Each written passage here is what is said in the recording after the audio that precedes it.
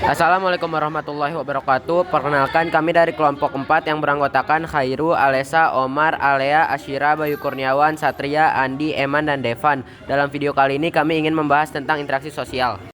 Berikut ini adalah presentasi dari kami. Pengertian dari interaksi sosial. Interaksi sosial adalah hubungan timbal balik yang dinamis antara individu dengan individu, kelompok dengan kelompok, atau individu dengan kelompok. Interaksi sosial dapat terjadi jika dua individu atau kelompok saling bertemu atau berhubungan, seperti saling menegur, berjabat tangan, berbicara, dan sebagainya. Yang kedua ada syarat interaksi sosial. Syarat interaksi sosial dibagi menjadi dua, yaitu kontak sosial dan komunikasi. Yang pertama, kontak sosial adanya hubungan aksi dan reaksi antara individu dan kelompok atau individu dengan kelompok. Kontak sosial terbagi menjadi dua jenis, yaitu bersifat sekunder, yaitu kontak terjadi lewat komunikasi penghubung, dan yang kedua bersifat primer, kontak terjadi secara langsung seperti bertatap muka. 2. Komunikasi.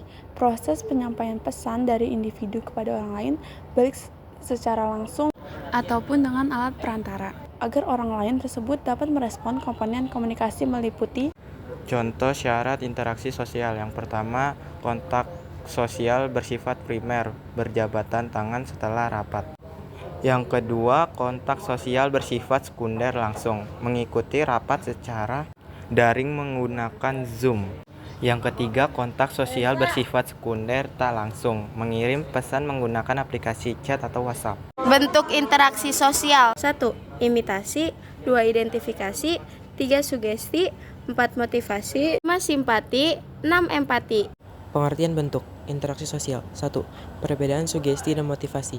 Sugesti berkaitan dengan pengaruh dari luar, misalnya saran dari orang lain, sedangkan motivasi biasanya berasal dari dalam diri individu, misal seperti kebutuhan atau keinginan pribadi. 2. Perbedaan imitasi dan identifikasi. Imitasi berkaitan dengan meniru gaya perilaku secara eksternal, seperti meniru cara berpakaian, dan cara berbicara. Sedangkan identifikasi adalah melibatkan keterhubungan emosional dan penerimaan terhadap nilai pandangan orang, seperti memengaruhi perilaku individu dan kelompok dalam masyarakat.